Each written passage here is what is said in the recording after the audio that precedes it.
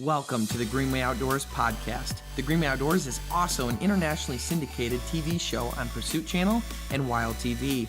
You are now tuned into our weekly podcast hosted by executive producer Kyle Green, production coordinator Jeff Hutchinson, director AJ Beadle, and creative producer Ryan Parks. We live in a world where our natural resources are almost solely protected by funds raised by hunters and fishermen, with over 60% of those funds coming from white males over the age of 55. The Greenway Outdoors team has set out on a mission to create content that would inspire millennials, Generation Z, and new sportsmen and women to get out, hunt, fish, and contribute towards conservation and the betterment of our planet.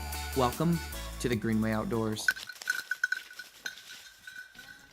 Hello and welcome to episode 9 of the Greenway Outdoors podcast. I'm Kyle. I'm Jeff. I'm AJ. I'm Ryan. I'm shocked. It's 9 already? It's 9. Yeah, Wow. That's because you missed 8. Yeah. It was weird. Do you notice how many more downloads we had on 8 and like the celebration people were having in the comments? Isn't that strange? It's like, what's the common denominator? They were excited You're not about there. Sorry. AJ also wasn't there. Why would you say that? But some of the people commented it was because he. Oh. Yeah. Where's that scrub at? Where's that scrub at? To be honest, they were specific on the reasons. I like how we don't. It's nice that there's actual real commentary and not just jokes the whole time. Pun, pun, pun. Ha, ha, ha. Will someone get that dad joke looking weirdo off the show? You're like, he's pretty consistent on there. This week is actually the first episode that we've ever aired of our podcast where we actually had a show released. And that's because episode 1 of the Greenway Outdoors of season 3 is airing currently this week on Pursuit Channel. It is Wednesday right now, but it is also on Thursday at 7 p.m. Eastern Standard Time and 1 a.m. Eastern Standard Time. Technically, that means it's Friday, but it's Thursday night, so it just depends. That's a weird one. It's good, though, because it hits California, because they have a hard time, because when it's at 7 here, it's at like 4 there. Yeah. So if it's at 1 here, 1 in the morning, It's at 10 at night, which is a pretty solid time for... You could argue that our 1 a.m. time slot is our best time slot because it's so good on the West Coast. Mm-hmm. Yeah. Because 10 p.m. is prime time. That's you put the kids to bed and you're just nestling into a little Greenway Outdoors. The winter warm meal. I said that in Bear. It made it in, too. It I made remember it in. that. Yeah, and then I poked fun at you because I was like, who says that? Episode 2 is Bear, and when we were cooking Bear, I was like, what a winter warm meal, because it was stew. And Jeff made fun of me because he doesn't have other friends, so he makes fun of the one friend he does have. Smart Yeah, move. that's the reason. You're my one normal friend. Real normal. It's a shame for you. But this episode this week is actually brook trout. Episode 1 is brook trout. And we went up to northern Michigan, and we targeted, brook trout. Wow. I'm getting original up in here. But, it looks like we're rolling the sizzle reel right now for it. Let's give you a look at it. Does that have sound? Doesn't look like it does have sound. Oh, there's the sound. It was beautiful. It was cold. No, it wasn't. Yes, it was. It was June. The water was cold. Grow up. This is why I'm your only friend, Ryan. I just keep saying that to everybody. We did really good those couple days, too, that we filmed. Yeah. We did really good before Jeff got there. You know what? Yeah, we Hey. great before Jeff got there. What? You know what It was was fine. You know what was It was actually great boring. about that episode though? We filmed 2 days in a row, and we wore the same things both days, which was great because Jeff does that anyways. Us on Jeff I'm like Day. the only one who consistently changes clothes. Okay, I'm known as everyone makes fun of me because I shower so much, and I was like, Oh well, my gosh. I shower double to compensate for some people. Why? I've decided that I want everyone to think you smell, even though you don't. But I mean you do. So I've gone. How many episodes do you think have aired where I've made a smell joke? A fair number. Fair number. I mean, honestly though, it kind of makes sense Okay. because like Here I we grew up across the street from like a Don't bite it. toxic waste dump. Nice. For those of you who don't realize, Jeff and I lived across the street growing up with each other. When he said it makes sense, I was like, don't buy into it.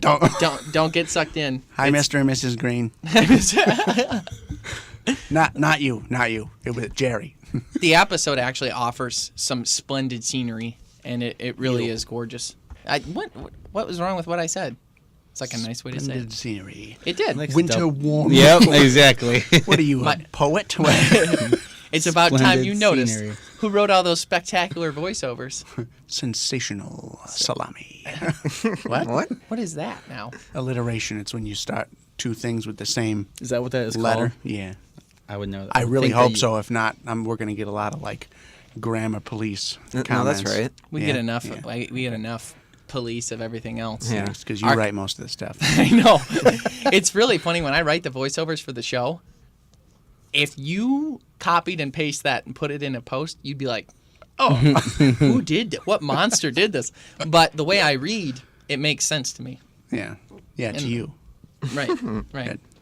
So, aside from just the fact that our episode's airing tomorrow and we're really excited about that, we also have a big Wild Game premiere party Woohoo. tomorrow. We kept it pretty small. We've got about 100 people coming, but it's the season 3 premiere.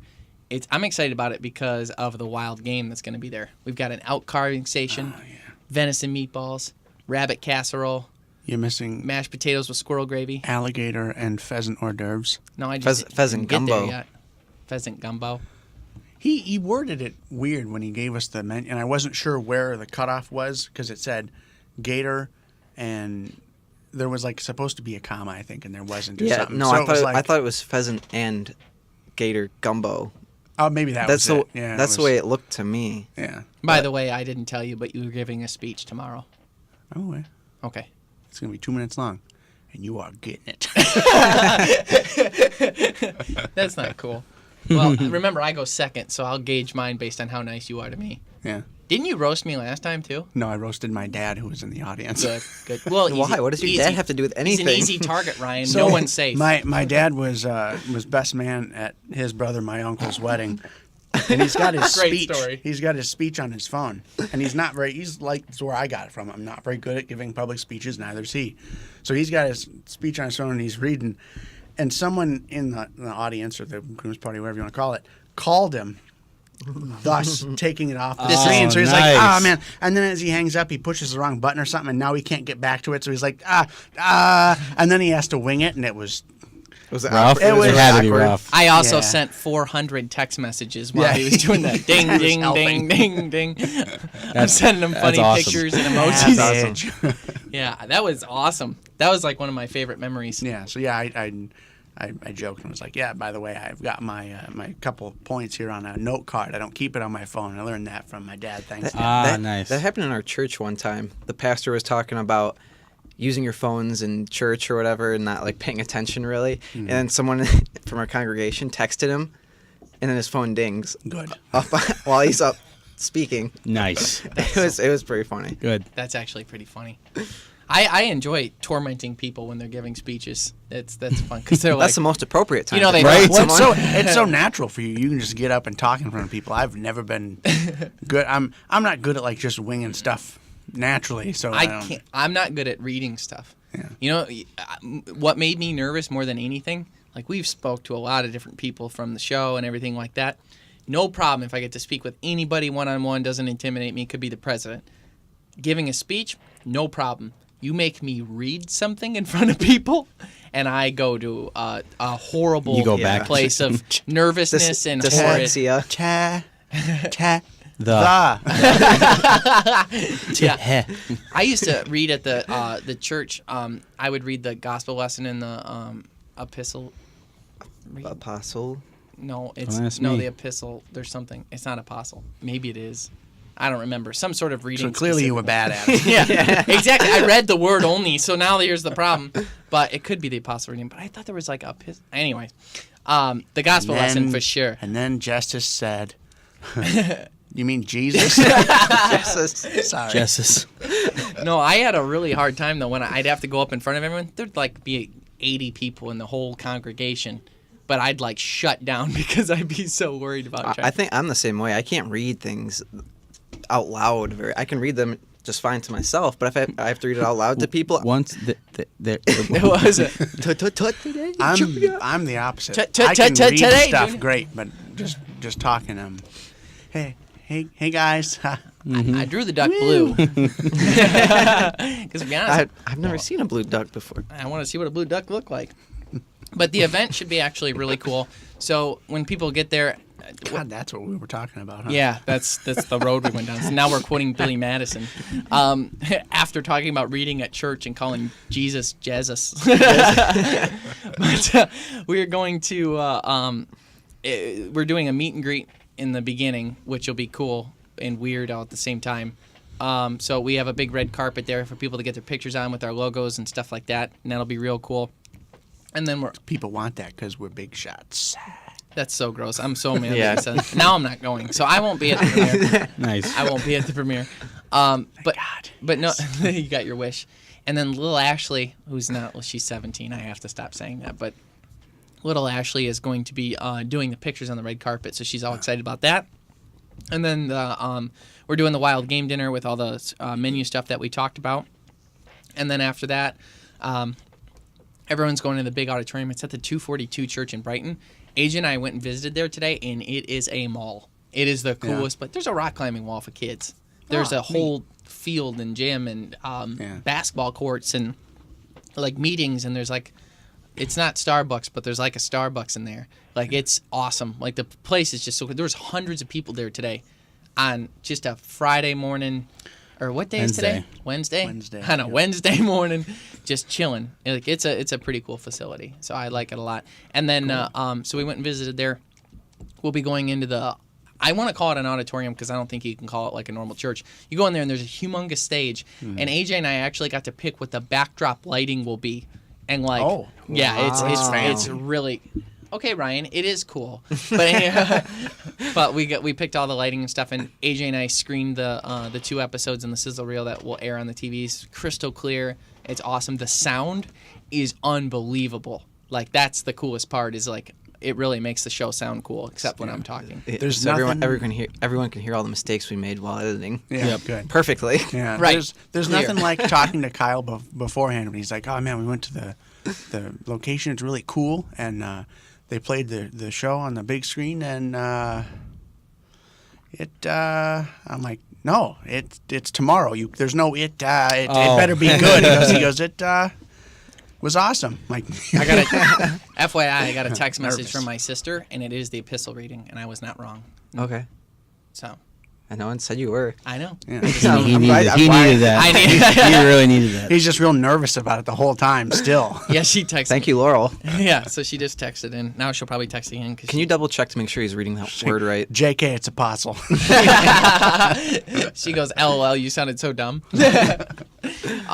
I wanted to formally invite everyone. I think there's like 20 tickets left for sale that will be available at the door. So if you're interested in going, it's at the 242 Church in Brighton tomorrow from 5:30 to 8:30. Tomorrow being Thursday, so Thursday 1/3/19. Yep, 1-3.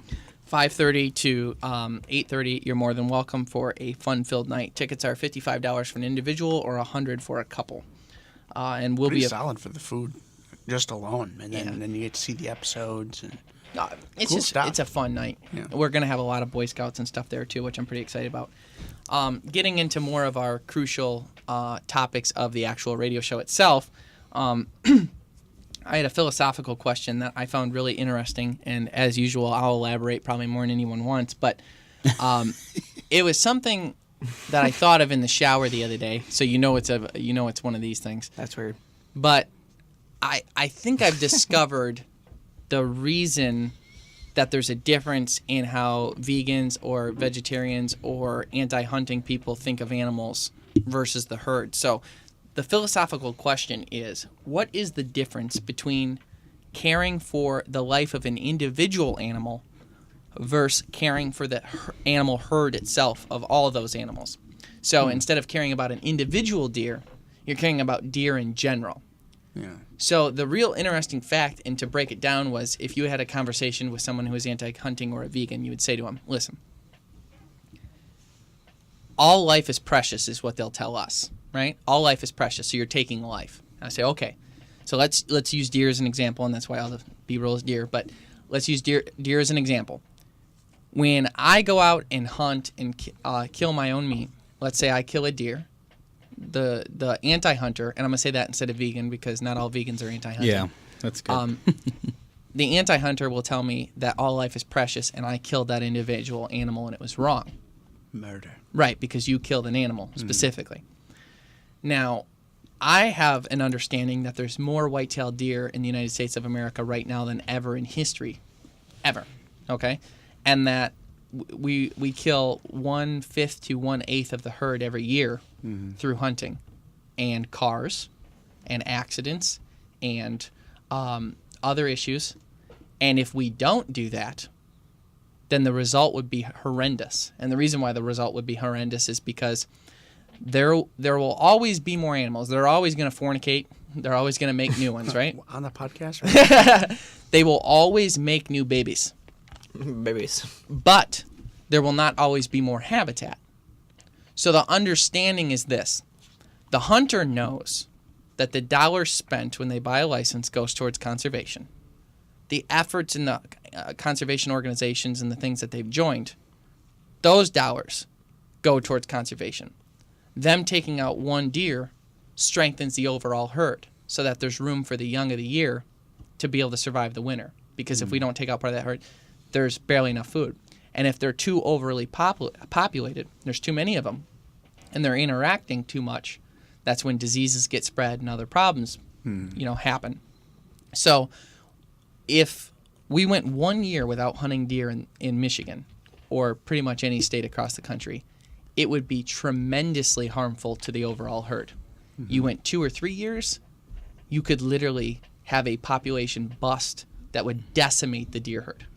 So that being said, and that's science-based. It's not opinion. It's not an opinion. That's science-based. That's how things work. Sorry, that's how it works. Right. It's like facts do not care about your feelings. So take that into consideration now. When you come back to the anti-hunter who's saying to you, all life is precious, I'd have to agree. And taking that life and eating it myself, there's a relationship there with that deer that I'll never forget. I'll never forget what it looked like. I'll never forget what it tasted like. What it did. The story behind it when it came in. Those are all programmed right here. They don't go away until I start getting Alzheimer's, which I've been forgetting a lot of stuff. You guys got to watch me. But the idea is this, that I think that the anti-hunter has a closed mind about just an individual animal, whereas the hunter, conservationist, looks at the entire picture and cares about the entire deer herd. Because I care about deer on a more intimate level than someone who is just going to care on the level of saying a life is a life, a life is a life. So I found that I think in any debate or any discussion, you could come back to the facts of always arming yourself by saying, I think a hunter-conservationist, I'll say it again, that's the Sportsman Alliance slogan, cares very much about the overall deer herd and the health of the species' longevity, whereas regardless of facts, regardless of science, regardless of any practical information, the anti-hunter will look at it and only care about that individual life. Yeah. What they don't realize is that life will be taken one way or the other, whereas treating it like a renewable resource and protecting the herd strengthens and creates more life long term. Yeah. So more life is protected. And that's really hard to understand because when you think about it, you're like, you shot him, he's dead, there's less. Yeah. But that's not how it works. No. The other thing is, too, is like someone comes at you and says, oh, how could you kill that? How could you, well, I'm spending money and then I'm volunteering and spending other money and time to develop habitat, to buying do all the gear, things that buying we licenses. do. Yeah, and then giving money to the DNR like that and other Ducks Unlimited and stuff like that. How much land does PETA own to do habitat development and that kind of stuff? I've never heard of PETA doing anything habitat development. We've done. Don't give more, them any ideas. Yeah. If they want to buy land to improve habitat for deer and waterfowl and other things in the world, go right ahead. But again, facts. We spent more money. We've done more than I don't know. It upsets me because no matter what you say, they're not going to listen anyways. Exactly. Exactly. But AJ, from someone outside of the I don't want to say outside the hunting industry because you're really not anymore. No. But you've been on more hunts than most people that claim to be hunters. We made that joke. What did I say that one time? AJ is probably been on more hunts than people that claim to be hunters That wear camouflage at from Meyer. That's what I said. I believe that. What like when I say what I just said? What are your thoughts on that? I try and think of what the other perspective, how their answer would be, and Don't do that. No, I'm just kidding. where agree with me. where the every life is a life, that can coincide with them also saying that with the herd as well. Being, I don't know if they really put into consideration of like what the herd does as a whole and how they travel together, communicate. The argument's mostly emotional for them. Mm-hmm. How the animal is brought up and the spread of disease is never into the debate as much as it should. Right. Because if one single animal could be responsible for the decimation of 20% of the herd, logically that animal should be taken out. Right. For the right. greater betterment good. of anything. Right. Mm-hmm. You know? It's like, that's why they have the death penalty for humans. Right. And quarantine. There you go. Another kind of more grim look at it is that deer is gonna. He's in a dark place today. He starts crying. That deer is gonna die either way, no matter what. It's not gonna live forever. It's gonna die. So the way hunters do it is much cleaner and much quicker than a pack of coyotes taking that deer down and eating it alive. Right. Yeah. It's like the example of, and like the idea of trophy hunting too, gets a bad rap quite a bit. So like people say like, hey, trophy hunting's horrible. And I would say that the definition of trophy hunting could really be argued. So like you could argue that my dad is a trophy hunter because he only shoots big mature bucks. Now he eats everything that he kills. Doesn't waste anything, but he shoots giant 9 points. And as a kid growing up, most of the time, if I shot a big buck, it was because that was the one that came in first. You know what I mean? Yeah. Whereas my dad has something called patience. And I think every hunter goes through stages. Yeah. And I'm still on the giddy stage a little bit. I don't know that I'll ever get off it, but I'm a little different. But my dad will wait for that 9 point and those sorts of things. And people say, oh, you can't eat the antlers. And he waits for the mature buck. But, you know, let's say he shoots a 5 or 6 year old buck. That buck might survive one more winter. Might. Mm-hmm. Maybe not. You know, but some, don't get me wrong, there's the cases where they live to 10, 11 years old, of course. Yeah. But for the most part, a deer is going to live 6 or 7 years. So in those situations, you know, I just looking at it, like, my dad, is he a trophy hunter? No, you wouldn't want to say that because of the definition that people put on it. But he does go out, and those deer are on his wall, and he also eats all of it and everything like that. But that deer is going to die in 1 year. Jeff with the ice. I know. I mean, I can't even. I'm thirsty. Sorry. But they know. He's like, I can hear you clinking your. You ever seen that kid suck on a milkshake? Oh my gosh! When he gets to the bottom, he's like sucking up the rest. Oh yeah. I enjoy the last little bit of milkshake. It's awful on a. Sorry, I'm not going to do the trying to get the last little bit on. We have a straw. Just use it. He's like, we'll talk about this in the break. But to recap. My dad is he just did the thing under the table that my dad used to do in church. If you were bad, he would reach over and squeeze your knee real hard. And you're like, okay. I'll listen. I'll quit coloring so loud. But that was like that was what Jeffrey just did to me when I said the milkshake thing, which is pretty funny. Don't touch me. Bring that up here. In front of everyone, I don't drink milkshakes. He does. So to recap, though, I think that a good argument or a good debate piece would be the fact that when you look at it, I think that hunters really look at the overall health of the herd and really understand the science behind it, whereas the emotional-based argument on the other side is caring about the individual life, which we care about the individual life too. It's not without respect that we take the life, but we consume everything and we honor it in that way, and the overall herd survives because of it. And if the counter-argument often also coincides with there not being a God, so if you want to say that and you're saying we're all the same, well then what about all the other, the people that are anti-hunting but feed their dogs, dog meat, or not dog meat. They feed their dogs puppy chow or whatever, and it's got meat in it. It's like you're feeding your carnivore that. If you don't feed, people put cats on vegan diets, and you know what happens after a couple of years? They go blind. Yeah. They go blind. They're not getting the nutrients because they're they not need. getting the nutrients they need. We're built a certain way. I do, however, and I should have been more careful the way I worded it, where I was lumping in veganism and anti-hunting. I actually have kind of a lot of respect for like the vegan lifestyle in the sense that like the simplicity of it, and like they've made standards. Like, I don't drink alcohol. I made that decision. I don't do drugs. I made that decision. I never have done drugs. I've never drank alcohol. I've made that decision. Simple. I've just decided to be that way. A vegan looks at all the options and all the things, and they make a decision to live their life a specific way under a specific set of guidelines that doesn't help or hurt anyone else. So I actually have like a lot of respect for the idea of it. I could never do it, but I give them a lot of respect, and I don't want to lump them in the anti-hunting efforts, because not all of them are.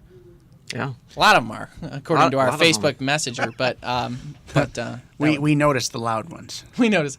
That's the truth, though. You get 100 people together, and there's always 5 idiots, and then those 5 idiots are always the loudest, and then they represent the group of, like, overall, like the mentality overall. So you get a group of 100 of anybody. There's going to be 5 idiots in that group for sure. Yeah. For sure, and they're always the loudest. So that's kind of the case. On the topic of the vegans and vegetarians, like you said, a lot of them aren't anti-hunter, and I know a lot of them are just, they don't like the quality of meat that is around nowadays. Right. Being served, coming in the grocery store. They would much rather have a lot of more greens than the cow meat that's been sitting in the grocery store for 2 days that was killed 3 months ago. Right. No. And that's just the other side of the perspective of it too, That's a great point. They don't become That's kind anti-hunter. of something that I think you do a little bit of. 'Cause Yeah, I it know is. You do a lot of like Yep. vegetarian meals. Yep. And it's I do prefer a lot of them. I could see at first I was like, oh, it can never happen. I can never do it. But when you think about it, it's more likely and more possible in my situations, Yeah. I guess you could say. That's why his hair looks like that. It's so beautiful. And clearly I eat a lot of junk meat. Oh, I'm glad it was brought up. Junk meat. No, I'm just kidding. Perfect day not to wear a hat. No, it's all fine. I'm over it. Yeah. But that is actually a great point. I've got a friend that's was a vegetarian, technically vegan, and she'll venture out now and try wild game specifically, but she won't like go to the store and buy meat. She absolutely won't do that. I've heard with Like once you know too, like you know how clean and beautiful and amazing your meat is that you got off a deer in the middle of the wild. You know where it was. You processed it yourself. It's gorgeous. It's clean. It's nice. It smells good, even raw. Like cooking, it's great and it tastes amazing. It's really hard to like go buy junk meat and end up looking like Jeff. What were you gonna say, Ryan? I've heard before that like vegans and vegetarians, when they don't eat meat for a long time, if they do go out and eat like an 8-ounce steak, like the whole thing, after not eating it for however long, they can get pretty sick. That's true. From that much was- protein being Very in them. true. I had read something. I don't remember what happened to it was some woman out in the world, and she had either gotten like a bug bite or she got something that was like some inconsequential thing, and then developed a red meat allergy. I would be so Really? angry. Yeah, we talked about that. I'm like, what Yeah. a nightmare that'd be for me. Yeah, if I would that just happened. muscle through it and eat Benadryl. I'm tired, but this is so good. Like you when you're Cook the driving. steak with the Yeah, oh pretty my much. gosh. So a the lot of people. worst. So Jeff has this rare disease. We're It's within. not rare. It's actually pretty common. It's not. I've never seen it. It's motion. It's a form of motion sickness. Whatever. It's a form of being Where 1,000 years instead, old. Well, no, it's Yes. because growing up I had motion sickness. So my mom would be like, just you're in the back seat, just go to sleep. So I'd go to sleep. Well, now that's how I just subconsciously deal with motion sickness. Wow. Maybe I you're get just any stupid. kind of. We were on a flight from Dallas Fort Worth to Waco. It was a 45-minute flight. At least 35 minutes. 30 minutes of it is takeoff and landing, which is you're bumping around or whatever. I slept through that flight. Yeah, because he was motion sick. So he'll be driving at night for 6 minutes. This actually That's it. happened. I've had This enough. happened. On Hey, our way. I made it 20 5 No, minutes you or didn't. something like that. No, you You didn't. have Yes, a I did. problem, and I want to talk about it. The kids From got to Oklahoma drink to Texas. from Oklahoma to Texas. Yeah. I drove 3 hours. He drove 8 minutes. He goes It after wasn't 8 drinking minutes. a 5-hour energy and a Monster. He wasn't okay. It wasn't an energy thing. It was a subconscious. I'm just tired. He's The just man's sitting there. sleeping He's while- swerving off the road. He's like, okay, I think I have to be done now. You look at the clock, and it's been like a couple minutes. It was like 20-some minutes. After he drove 3 hours, and then I did another 3 hours on our way to Texas at Fine, I 3 won't in the drive morning. 22 minutes. Fine. Yeah, I want you, I'm sorry I helped. Yeah. We wasted more time switching seats. When we Probably true. Yeah. Mhm. when we come back, I've actually, you know what? No, I'm gonna go right into the tip of the week right now. I'm not gonna say when we come back. Tip of the week. It's too late. Nope, no, we're Up and there goes the commercial. this episode. This episode, we're actually going to be talking about important things when it comes to cooking. But the tip of the week is this: there are 3 important temperatures to remember when cooking meat or eggs at home. Eggs and all ground meats must be cooked to 160 degrees Fahrenheit. Poultry and fowl should be cooked to 165, and fresh meat steaks, fresh, when you get it yourself and it's a deer and it's not from No junk meat. Save-A-Lot from Price Club. Is Price Club a thing? It was from a movie. Oh. AJ probably caught it, but no one else would. Fresh meat, steaks, chops, and roasts, 145 degrees. And use a meat thermometer to know.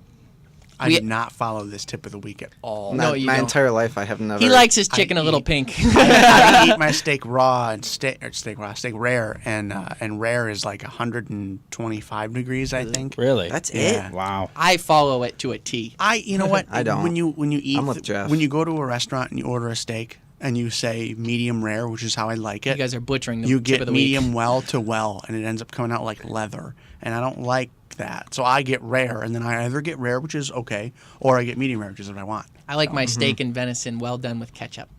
You're the About- worst. You are the worst. Ruined. You just lost half the fans. Yeah. I follow the He just temperature said thing. this whole thing where he talked about meat and how good it is and how you can do it, and then And he covers it up ruins with ketchup. that. You guys ruined the tip of the week, but we had to. This tip of the week has been butchered, but follow my rules, guys. I promise. I'm the one that'll keep you alive. He'll end up with trichinosis before he. Yeah, but I Trichinosis. enjoyed my meat before I died. We had to cook the bear in episode 2. Hypothetically, if we got a bear, wink, wink, tune in. But We didn't get one. Who knows? Who knows? Maybe we That's did, the maybe we fun. didn't. But the we had to cook the bear to 165 degrees, or it said 160, 165, to be safe on the side of making sure it didn't have trichinosis, which is a small trichinosis Parasite. paralysis, or it was, Barrett, something like that. yeah, it's a little worm and it's in a little casing, and when you eat it, little calcium ball. yeah, your stomach if you don't cook the meat to 165, they'll survive it, and then the little calcium balls will be in your tummy. And when it's in your stomach and your acids are in there, In your stomach? Wow. He was just trying to fit it in. I just wanted to make sure. It's in your stomach, and The little calcium deposits will break down from your stomach acid, and little worms will come out, and then they'll get in your bloodstream. get a little and then rumble in your tumble, and they'll crawl into your muscle tissue, and then just have tons and tons of larvae in there. The larva will, and all that larva will get into your muscle tissue. causes Get in- cramps. Cramps, pain, fevers for days. Dang. Throw up, and then they'll be in your muscle tissue for life. Yeah. So you cook it. We And cooked then ours if to you get 185. cannibalized and someone eats you and they don't cook your meat Then good, they then get they'll it. get it. So, Exactly. Yeah. So tip of the week, 160 for eggs and all ground meats. Fowl, 165, and poultry, 165. And fresh meat, steaks, chops, and roasts, 145. Use a thermometer. Be safe. Check the thickest cut of meat that you're cooking to make sure that the middle of the thickest piece is the temperature you want it. They know that, Jeff. They're not dumb. When we come Read a back, book. Watch a movie, God. when we come back, we're actually going to be going over a comment of the week on social media that leaves me wanting to roast somebody. Stay tuned. The Sportsman's Alliance works to protect your outdoor passions. For nearly 4 decades, the Sportsman's Alliance has fought to protect and advance hunting, fishing, trapping, and shooting in all 50 state legislatures, in the courts, in Congress, and at the ballot box.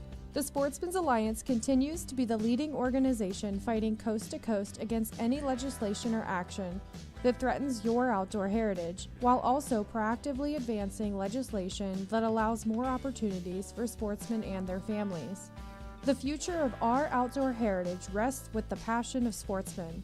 By becoming a member of Sportsmen's Alliance, you'll take an important step to help protect and promote hunting, fishing, and trapping from attacks by animal rights activists. Join the Sportsmen's Alliance today to create a powerful and unified voice for sportsmen across the country. Take the guesswork out of diver duck hunting with Jeremy Ullman of MI Guide Service. Offering everything you need for a successful hunt at great prices, you're sure to have a blast. We offer open water blind and layout hunts in Lake St. Clair, Saginaw Bay, as well as custom hunts in Michigan's Upper Peninsula. We've also got your fishing needs covered with trips available in every season.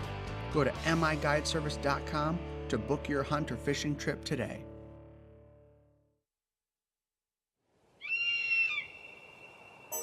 Eagle Review is the review and ratings platform for thousands of international shooting and fishing destinations for virtually every game species. It is free of charge and it helps you to find the perfect place and to book your fishing and shooting trips directly with the owner or agent. You can easily find unique places in virtually every corner of the world. Find your dream destination by selecting a location, a method, and a species that you are interested in. Once you've made a selection, you can easily compare destinations and find out what other people have to say about their experiences. It's the way to find your dream adventure, compare your options, and choose your trip. You can then help others finding their dream adventure by writing your review. So join the community and share your passion. Eagle Review. Find your dream shooting and fishing destinations. Hot Shot Outfitters in Port Hope, Michigan is the destination for whitetail deer, crow, waterfowl, rabbit, predator, and turkey hunts. We have cabins, over 30,000 non-fenced acres, and a passion for delivering fair chase hunts to you and your family. Reserve your hunt at hotshotoutfitters.com today.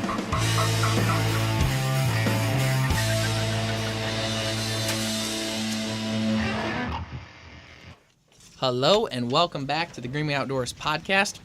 So we are going to go into our social media comment of the week. I guess I could say tip of the week if you're mean. So Eric Durfee. Yeah, I don't want to say it right. Durf stupid. So we posted about the wild game dinner, and his comment was, if you serve wild game, and I like that he's not typing it out. He's got lots of things to do. He doesn't have time to type YOU. He can only do the U because he's got so much to do that he spent time on my social media to mess with me. But he said, if you serve wild game, you should go with exotic. Brings in more people, smiley face. Thanks for the tip, Eric. People like elk, okay? And I didn't know alligator was, like, normal.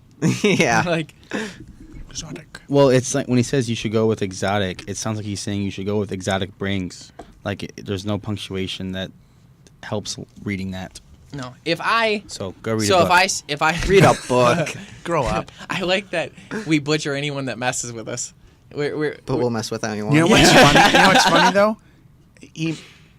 I don't think he's messing with us. I think he's just like. Why? Because of the smiley face?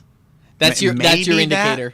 But because there's no punctuation and because there's the word "you" is spelled wrong twice. I feel like we could be taking it. I think there's no punctuation to properly indicate what the tone is. This is why Jeffrey has gone 29 Nice. years with never getting in one fist fight. He's just always trying to pick the other side. No, 'cause Devil's there's been plenty of advocate. times where you can post something and someone's like, "Well, screw you then." It's like, I was giving you a compliment. What do you mean? 29 years. Never a fist fight. 29. Not one. Not even on the playground. Nope. On the, That's really? that's where Not they even start. on the playground. We used to have Fight Club on the playground when I was growing up. We did too. He sat and watched with the girls playing Pokemon cards. Yeah. Yeah. On the playground. It's where I spent most of my days. Oh, are you going to do it? Chilling out, Max. Relax. Okay, I'm done. Shooting some b-ball outside of the school. No. Then We're a done. couple of We're guys, done. they were up to no good. started making trouble. No, okay. I'm not doing this. I'll do it. I'll do it. And he's just like, all right, I'll see you guys later. So, Eric, we made the menu because we thought that was what a lot of people would like. We're sorry we couldn't cater to you. Noticed you didn't buy a ticket, so we'll be missing you at the event. So, Ryan, I'm going to let you take the lead on this one, but you had Here we go. idea for a segment, and it was, are natural disasters a good thing? And are any disasters in life a good thing, Ryan? I mean, are they? Yeah. Live and learn. But are natural disasters a good thing, and why? I have no clue where you were going with this, so I'm going to let you take Well, it. Okay, yeah. I want to know your answers first. I put the B-roll together, and I chose hurricanes. Okay, that's good. Okay. Like the sports team? Yeah, No. What would, just yes or no, would you say natural disasters are a good thing? Yes. No. No? Jeff's a Yes? psycho, though. What are you, AJ? I'm a yes. Wait, Yes? hold on. You questioned him, too. You guys are just saying it because you think that's going to be the answer. No. No, For sure. I have a valid. All right, I Informational vote no. opinion. You vote no? Let the debate begin. Well, Listen up, Make Rovers. Listen up, Min Rovers. Make me hate, or make me love death and destruction. Go. Okay. Well, no one has to necessarily die in a natural disaster, just so you know. Nah. It's like, that seems like an obvious point, but apparently I have to make it. Crude. But, so, natural disasters, I say, are a good thing because we just had all those wildfires. Mm-hmm. Those, Tell me why a wildfire is a natural disaster and it wasn't started by some idiot. well, okay. Wildfires are It could have started been. all the time by natural. Controlled burns. But don't they Yeah. find out most of the times that... Sometimes, Yeah, it's possible. sometimes they are, sure. So what is it, a lightning strike in a dry forest? Yep. Okay, say that happens and it burns a forest down. There could be trees in that forest that they need the fire, their seeds from the trees, they need the fire to be able to plant the new seed. Mm-hmm. It Happens a lot. burns the Yep. seed open. Yep. Happens a lot around like volcanic activity where there's lots of volcanoes. The volcano will happen. There's ash. It ruins the ground and everything. But then from that comes And new they trees. tend to new- grow faster. Back Yeah. too. And so adds nutrients into the ground. Okay. there's a whole bunch of It's a new yep. nutrients, completely new forest. Natural cleanse. Say a hurricane comes through on the East Coast and destroys the South. Wow. Yeah. The whole You South. said East Coast. The entire the southeast side Are you of the about United to say States. something terrible? No. It's gonna. It'll rise again. South will rise again. The country song. Go ahead. Just ruins everything. I know. It's like a dark place. Now you're a Sorry, my monster. references are different than your obscure, weird references. Okay, anyways. So a hurricane comes through the southeast, and this actually happened. We were talking about woodcock last week. After it was like Hurricane Katrina came through or something. That Something was New really Orleans. something bad came You through. just wanted to say New Orleans with the accent. But keep going. New Orleans. We're listening. The woodcock population went up because they had it was like almost as if a clear cut came through. Oh, the yeah, south. okay. So It's they migrate. natural. Yeah, and that happened with a whole bunch of other birds and animals. They had all this new habitat, this fresh habitat. After it took a little bit for it to grow back, but they had all this fresh habitat to live in. Yeah. Some And it- species thrive on that. So. Yeah. Like with the clear cuts, what did we say it was? Like 70-something animals that thrive. 135 according to your father. Is that what he said? It was like 117 or 135 or Okay. something. Yeah. Yeah, something like that. And that's basically what happened down there is you get all this new forest, and it takes a little bit for it to grow back, but animals have a new place to go live, and it's just better for them. So that's why I say it's a good thing. Well, I think you're a monster. A, It's good. we can create clear cuts on our own without killing everybody. B, You don't have to die. the controlled burns happen all the time, so that's an easily started thing. I Why don't they understand. But it's the do- same thing, though.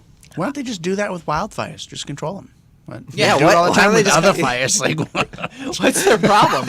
It seems like those California people are getting pretty lazy now.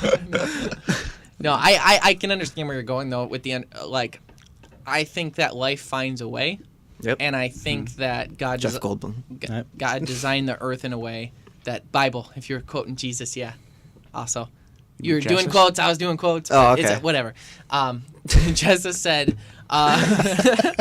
but nature does find a way. So when disaster does happen, from the ashes we will rise. But what? so you make the thing. Oh, it's fine when you do it. But I can understand why a fire is good. Listen, Flat Top, where I hunt, which is the name of a piece of property that we have up north, actually where we flushed the biggest timber doodle ever. Remember? Me and Isaac did. I don't remember. Someone flushed like the biggest timber doodle ever on it. But anyhow, I think they call them grouse. where I hunt, Just kidding. where I hunt, I've been hunting there for 12, 13 years in that spot, in that area. That's like my 80 acres that I hunt. My dad's way at the other end of it. And I have seen over time it grow up over those 12 years. And it went from being the most ideal deer habitat ever to it starting to push it on a little bit older, and it's a little bit less of a good target for deer. And I've seen that happen. So clear cutting and knocking things down and making room for new growth is something that's good, because a lot of stuff eats new growth. So I can understand why there are some benefits to it. I just think There are many benefits Another to thing it. is that natural disasters, call them what you will, they've been around before humans have been around. Mm-hmm. So they've been they're a natural way to cleanse the environment, to grow new soil, whatever you want it to be. That's an arguable So- point, though, that they were here before us. There you go. I'll take that. But that if you live in the northern area of California, you're running the risk of running the risk of That's just something you wildfire. live with. That's how it you is. live in Oklahoma, you're running the risk of a tornado. So like if death occurs, it's sorry, but nature doesn't prevails. The third tornado in a year, and you're wondering why your house got knocked down. I get that. We'll It's your rebuild. home. I would have moved. That's why you just live in rebuild. Michigan, where nothing ever Michigan happens. is awesome. Nothing happens We have in like Michigan. the greatest state. We have most of the water. we have all the fresh water. I mean, we poison half of it, but other than that, Yep. The other half is still good. we have most of the water. We have all the seasons. Yep. Winter could be a little shorter, but we're working on that with global warming. There you go. So we're this close to being perfect, but no. I love our state. we don't have to snowstorms Nothing are ever really happens. it. Yeah, a tornado Yeah. every 10 years. And that's the worst thing. Yeah, I love There the hasn't state of really Michigan. been any kind of crazy Can you shut up? Don't even snowstorm say that. in the Yeah, why last. would you say Why? that? At I would least- love one, because that means that it's going to be cold, and then we can ice fish. Yeah, because that does stink. We should be ice fishing. we should have been ice fishing for weeks now, and we haven't at all. Because we're so not busy at all that we have so much time to go ice fishing. I also would like to ice fish. Priorities. Get it right, Ryan. When we come back, we're going to talk about some of our favorite cooking recipes and actually show a full-length video of our brook trout cooking episode. I Stay didn't tuned. sign off on that.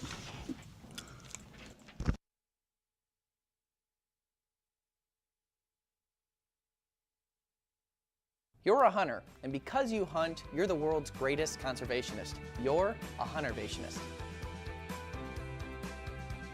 You do more for wildlife and conservation than anyone. The Sportsman Alliance protects hunters from the animal rights movement.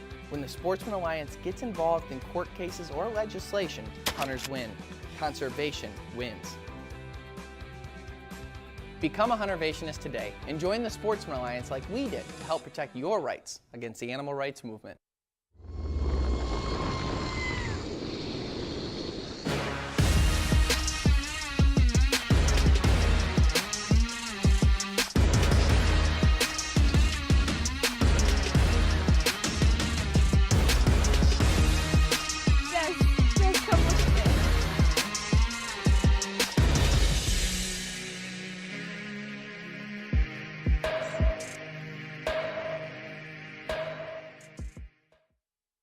Hot Shot Outfitters in Port Hope, Michigan is the destination for whitetail deer, crow, waterfowl, rabbit, predator, and turkey hunts.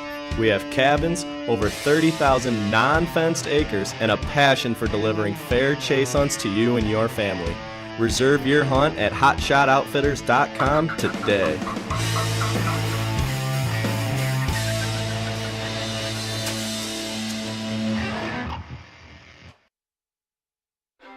When your hands are busy, your mind gets right.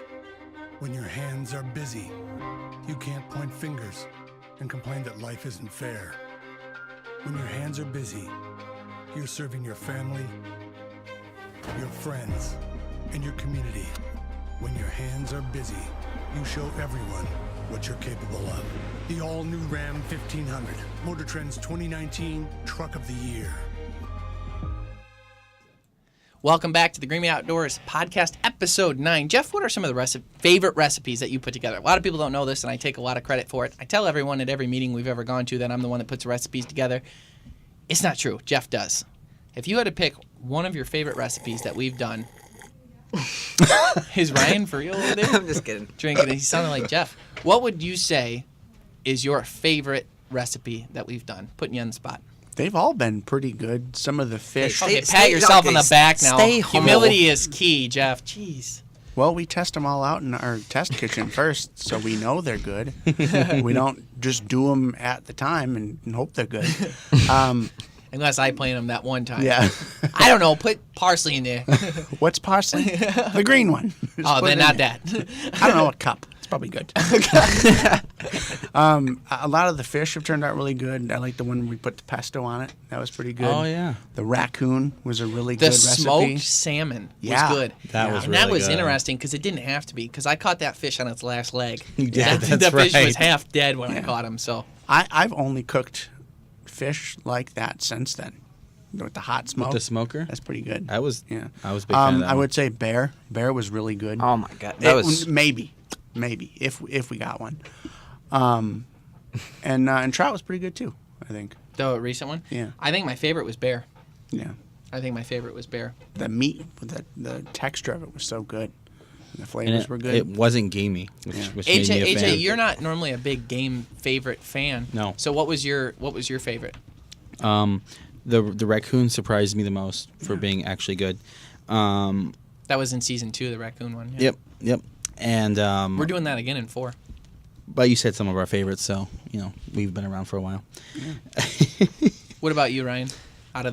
No, you've had a few. Yeah. I really, really enjoyed the crow. I thought the forgot crow was about that. good. I thought the crow was good too. The crow was surprisingly good. Yeah. It was weird though. I was like, for the love of God, don't say his turkey. No, I'm those waiting. were- to tell you. I'm waiting. to Those tell- were so I'm- good. I'm putting it on a T over here. I can't wait. Yeah, I made the deep fried turkey breast boneless wings They were so with good. buffalo They sauce. weren't. They were just chunks of meat though. You didn't made turkey McNuggets. Yeah. That's well, what you made. You made turkey McNuggets. McNuggets. No, they were. Listen here, McLovin. They were really good. Yeah. Those things were amazing. they were so good. It's funny because the people at the cooking studio, Trevorrow, always come in and like try stuff. Yeah. But then when we made the turkey wings, they just kept coming in. Yeah, 'Cause they're yeah. like, this is really good. I was like, bless your heart. But I would say the turkey wings, the raccoon was the biggest surprise for all of us. Yeah. I don't know though. Bear pushes it. It does. Bear I agree. pushed it because Bear was like eating the best beef tips I've ever had. But Yeah. It was really good. the interesting thing about Bear though is they taste. I hear that fall bears taste better than spring bears, and I hear that the bears are affected by what they eat more than any other species. That's what I've heard. Yeah. So don't quote me on that, but that's what I've heard. Oh, I'm quoting you. So I shot a fall bear that didn't have any access to fish and ate berries and honey Nuts. and nuts And pizzas out of the garbage can. when he could find it. So I would assume that that's probably why the bear tasted so good. It was very I good. think the most surprising part about it was that we cooked the crap out of it, and I was expecting it to be like tough, because with some Yeah, we cooked it to 185 because you cooked somebody the crap didn't out of want it, and it worms. ends You up never know. But I was I somebody. think that if we had done that in like just to make a steak out of it, it would have been not that great. But because we stewed it, What it do was you have? falling apart. What do you have I to think base that that on? That's only a texture thing. You're making a flavor statement. Huh? You're saying it would have been not that good. Are you saying that Yeah, flavor-wise? no, or I'm just saying texture? it would have been tough. Why? and- We cooked the oblivion out of it in way shorter time than we should have. But it was in a stew, and when you make things in a stew, they fall apart. Whereas if you like cook Like it in our a frying- friendship? yeah, No, I'm just kidding. I freak out. tomorrow. Whereas if you cook it in like a frying pan and you just overly cook it, number one, you burn it, but then it gets tough and not that great. I have to thank you for Christmas. You got me an array of meats, Yeah. and one of the things you got me was a bison ribeye. ribeye? Yeah. Was that bison or was that elk? It was bison. You got me an elk New York strip steak. That's what it was, yeah. Why can't I talk? It was skim- And then skim- a bison a bison ribeye, and you can't comprehend the flavor because was that good? I've had buffalo steaks before. Mm-hmm. My dad made them, and they were real tough. You got me that ribeye, and I need to know where you got it, when you got it, and how you got it. And you know what? I It would- was the best with ketchup on it. Yeah. I did put I ketchup would on love to tell you where I got that from, but they don't sponsor us, so they miss out. Nice. it. Makes sense. See, sponsorship spots are open. But the whole point was, it was real fatty, And I cooked it in the frying pan, seared it on both sides for like 2 or 3 minutes, and then put it in the oven on 400 degrees. And I poured the juices. I fried it in butter, the outsides when I seared it, and then poured that over the top of it. I was freaking out how good it was. Yeah, so That does sound good. Merry Christmas to me. usually they say it's like a pretty lean. That's what I'm good saying. lean, so I'm That ribeye surprised was that- fantastic. And the fat on it, the flavor, good gosh. You know what's funny too? As a kid, like when I was Ryan's age, Nice. I liked steak like he does. He doesn't like any fat on his steak. But as I've gotten older, I have like an appreciation for the flavor of fat. Yeah. I still I'm can't. still- I still don't like I'll it. never subscribe to be the guy who's like eating a prime rib and like eats the jelly fat stuff. Oh, no, No, you cut that and like take a little bit of that, take a little bit of the steak, and eat them together. a little bit of ketchup and you're good No. to go. I I like that he's like, I'm becoming more sophisticated and cultured. I've grown to appreciate the flavor of fat, especially once you mix it in with about 2 pounds of sugar and then a little syrup. smidge of tomato, and you're good to go. You put butter on it and Kyle especially, he's very cultured in the sense that he loves Japanese food. Yeah. I don't Give him like a good Japanese. squid. I don't. We even- were- I don't like people that like Japanese food. We were so excited for Japanese food. We all He's were. like, He was pouting. I was pouting. I didn't it want was to go so there. good. It was terrible. It was delicious. Everything that I ate there was fantastic. Oh. We They were all like- sharing. Remember when I was Everyone's complaining, food was though? so good. It's the worst Remember, thing when I I ever was, had. I'm like, this is the worst food I've ever had. It was not Everything's- good. Everything's squid based and disgusting. What did you get? What is squid based? I don't Not know. a real thing. Yeah, What but did you get? They eat like raw You fish. got a He got a steak. steak there, but that steak was not very good. Yeah, People eat because you knives don't and stuff. like when you go. That'd be like going to a Japanese place or Asian place and Ordering getting a like a steak. hamburger, or getting like no. You go Well, there I'm and not at least eating- get like the hibachi or the whatever, like their version of that. Don't get just the thing that they I make am because not eating people like squid. you go to restaurants. You got a and whole won't try cool new octopus. things. I did. And that's why it no one was like- oh, delicious. well then it was cool. It was cool because AJ got a whole octopus. But I don't want to look at something. I don't want to look at a whole octopus on my plate, unless I went and got the octopus myself. Oh, whatever. nice. What? But It's the different. steak is fine. Touche. The steak that went through a slaughterhouse and didn't get You to don't roam know around. that. And Maybe I ordered the what's the one that they like rub them and massage them, and so I did. Wagyu or I the didn't Kobe do that. I or didn't do whatever it that, is. though. No, I didn't do that. It was like 7 times the price. Yeah. Well, speaking of awesome cooking segments, we've got one coming up. But first, I wanted to talk about our brand new website, The Greenway Outdoors. Go to it, check it out. All our podcasts are there. Recipes, recipe videos are there as well. You'll get the rundown of every recipe that we do on the show, and you'll be able to see the directions, step by step, the ingredients, and then also watch the video of how to cook it. The one we're going to play for you right now is brook trout. Also, check out our Instagram, Facebook, and YouTube pages. And we are going to roll that video right now. Thank you so much for tuning in, and stay green. Step-by-step directions, visit thegreenwayoutdoors.com.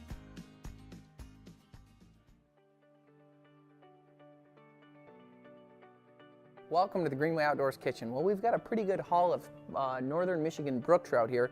It looks like they were like cookie cutter fish because they're all like exactly the It same looks like size. they pulled them out of a package. We knew exactly what size limit we had to have for keepers, and we got them. Yeah, it's this big. Yeah. We cut this fish whole, where we just cut off the head, went down the stomach, and pulled out the guts. Left it at that. No scaling, no skinning, no nothing, just a whole fish. And because of that, we've got a really cool recipe that gives you the natural flavor you'd be looking for out of these trout. Let's get started. Start by coating your fish with the olive oil inside and out.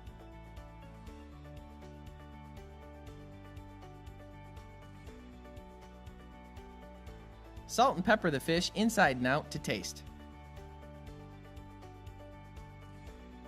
Then move down your assembly line with a sprig of dill, add a couple onions, a wedge of lemon, and move it over to the pan, putting it in on its side so that the contents stay in. Then move over to your oven, which has been preheated to 400 degrees. Place in there for 7 minutes. After 7 minutes, open your oven and add 3 tablespoons of water.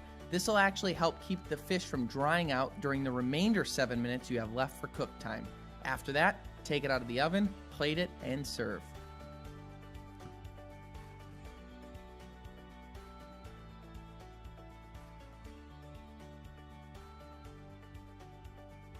Now that this brook trout's done, one of the methods that I like to do is leaving it whole. This ought to be good. Oh. Is you can just eat it this way, and you can literally just pull the meat from the backside directly from the bones and leave the skin on. The skin actually tastes pretty good. Put it in. So you're saying you just We used a lot of lemon. Start from the back, and you just kind of pull it off, and it just comes right away from the bones. It wants to come away from the bones. Oh, yeah, okay. See? Wow. I expected that to not go well, but Yeah, worked great. you knew something. Good for you. Yeah, the skin's actually pretty tasty too. Ah! You ate it. You ate it too. You're eating bones. You're like, Well, this recipe is a great way to conclude any fishing trip up in northern Michigan. While you're there, you can do this recipe over a campfire as well. Wrap it in foil, put it near the hot coals, and that's another way to get this done when you're out in nature. Just bring an onion, a little bit of dill, and your lemons, and you'll be good to go. Thank you so much for tuning in to the Greenway Outdoors. Go to our Facebook, Instagram, and YouTube channels. Check out our weekly podcast that comes out on Wednesdays through New Radio Media. And as always, we'd love to hear from you if there's an episode you want to see. Thanks for tuning in, and stay green.